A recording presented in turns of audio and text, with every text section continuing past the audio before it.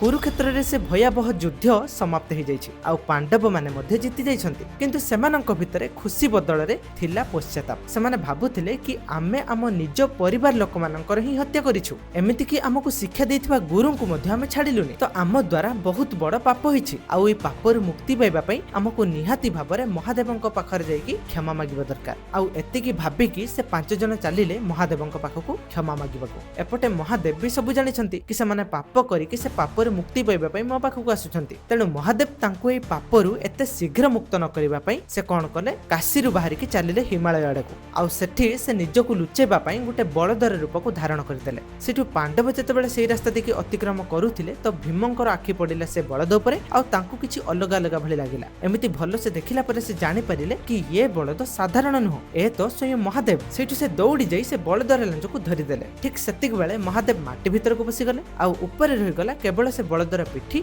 एवं कुबड़, जहा कि वर्तमान पूजा पाउछन्ती केदारनाथ धाम नामरे। तो वर्तमान को माने स्टोरी टी को जानि नथिले वीडियो टी को लाइक करिकि कमेंट करिकि लिखि दियंतु हर हर महादेव।